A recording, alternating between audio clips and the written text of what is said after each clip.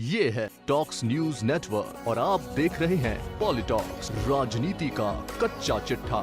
राजनीति में बड़े बड़े दिग्गजों के गुरु माने जाने वाले राष्ट्रवादी कांग्रेस पार्टी के प्रमुख शरद पवार ने अब एक बड़ा दांव चला है। एनसीपी सुप्रीमो शरद पवार मंगलवार को गैर कांग्रेसी विपक्षी दलों के साथ एक महत्वपूर्ण बैठक करेंगे। सूत्रों की माने तो शरद पवार ने पीएम नरेंद्र मोदी और बीजेपी के खिलाफ एकजुट होने की संभावना तलाशने के लिए विपक्षी पार्टियों की यह बैठक बुलाई है। बैठक में कांग्रेस को आमंत्रित नहीं किया गया है। दरअसल मोदी सरकार की नीतियों के खिलाफ 2018 में यशवंत सिन्हा ने राष्ट्र मंच का गठन किया था। यशवंत सिन्हा अब टीएमसी के उपाध्यक्ष हैं। दिल्ली में कल शाम 4 बजे शरद पवार के आवास पर होने वाली बैठक में यशवंत सिन्हा के अलावा कुछ और नेता भी शामिल होंगे। बैठक में राष्ट्रीय जनता दल के नेता तेजस्वी यादव को भी न्योता दिया गया है। बता दें, चुनावी रणनीतिकार प्रशांत किशोर की सोमवार को शरद पवार के साथ मुलाकात के बाद इस बैठक का ब्यौरा आया है।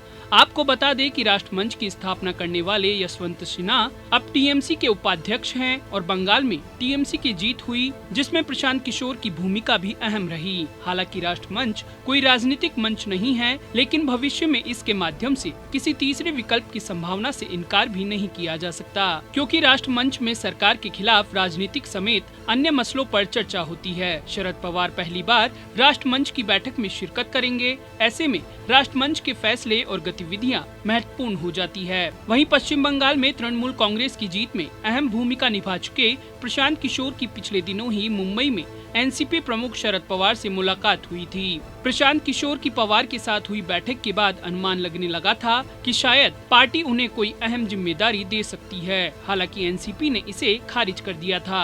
एनसीपी नेता नवाब मलिक ने साफ कर दिया था कि प्रशांत को एनसीपी में कोई भी जिम्मेदारी नहीं दी गई है। साथ ही मलिक ने यह भी कहा है कि बीजेपी के खिलाफ देश की विभिन्न विपक्षी पार्टियां एकजुट होने जा रही हैं। एनसीपी बीजेपी के खिलाफ एक मजबूत मोर्चा बनाने की कोशिश कर रही है और निकट भविष्य में ऐसा किया जाएगा। नवाब मलिक के इस बयान से साफ हो गया था कि शरद पवार अब राष्ट्रीय राजनीति में विपक्षी दलों को एकजुट करने की कोशिश कर रहे हैं। इसमें उनकी मदद कर रहे हैं प्रशांत किशोर। प्रशांत किशोर एक हफ्ते के अंदर 2 बार शरद पवार से मिल चुके हैं। दोनों की रणनीति 2024 में मोदी के विजय रथ को रोकने की होगी। उधर राष्ट्रमंच पर ममता बनर्जी की मुहर पहले से है। मंच के पूर्व की बैठकों में टीएमसी से दिनेश त्रिवेदी हिस्सा लेते रहे हैं, लेकिन अब वे टीएमसी का दामन छोड़ चुके हैं और यशवंत सिन्हा अब टीएमसी में हैं। ऐसे में टीएमसी के प्रतिनिधि के तौर पर और राष्ट्रमंच के संस्थापक के तौर पर वो बैठक में मौजूद रहेंगे। साल 2018 में यशवंत सिन्हा ने देश की आर्थिक, राजनीतिक और सामाजिक स्थिति पर चर्चा के लिए